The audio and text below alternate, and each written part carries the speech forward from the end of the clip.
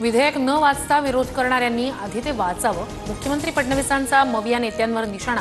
संविधानाला न मानणाऱ्या शक्ती विरोधात कारवाईसाठी हे विधेयक असल्याचंही भाष्य। एक देवाभाऊ आहेत, त्यांच्याकडे सर्व काही आहे तरीही फोडाफोडी करतात।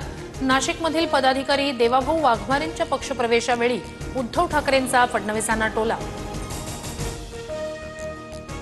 ठाकरे बंधूंची युती होणं गरजेचं, सामनाच्या रोखठोकमधून हाक, तर फडणवीस शिंदेंबाबतचा संभ्रम राज ठाकरे दूर करतील असंही भाष्य।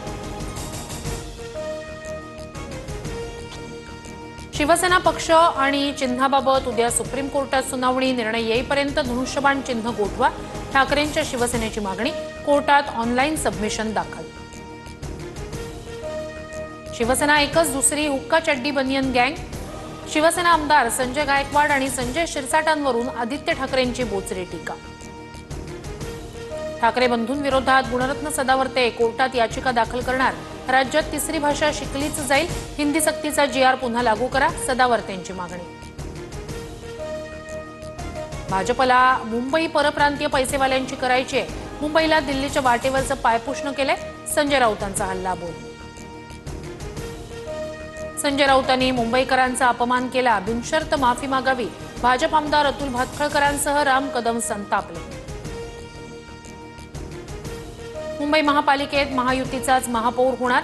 उत्तर मुंबईतून 38 नगरसेवक निवडून आणण्याचं लक्ष्य। मंत्री पियुष गोयल यांच्याकडून विश्वास व्यक्त। राज्यात 328 नवे मद्यविक्री परवाने दिले जाणार। विदेशी मद्य निर्मिती परवान्यांसाठी अजित पवारांच्या नेतृत्वाखाली समिती, तर कॅपोविटेज मद्य निर्मिती कंपनीच्या संचालकपदी जय पवार। मद्यविक्री परवाने देण्यासाठी नेमलेल्या समितीत अजित पवार नको, मंत्री असतानाही ते अनेक साखर कारखान्यांच्या संचालकपदी आहेत। सामाजिक कार्यकर्ते अंजली दमानिया यांचा विरोध।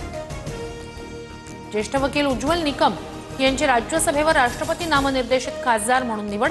पंतप्रधान मोदी आणि मुख्यमंत्री फडणवीसांकडून निकमांना शुभेच्छा। उज्ज्वल निकमांना मी नाही जनतेनं पाडलं, पण मागून आलेल्यांना भाजपनं संधी दिली। काँग्रेस खासदार वर्षा गायकवाड यांची टीका। संभाजी ब्रिगेडचे प्रदेशाध्यक्ष प्रवीण गायकवाड यांना अक्कलकोटमध्ये काळं फासलं। 7 जणांवर गुन्हा दाखल, तर पुरोगामी विचारांचे कार्यकर्ते असुरक्षित। भाजपच्याच कार्यकर्त्यांकडून हत्येचा कट होता, गायकवाडांचा आरोप।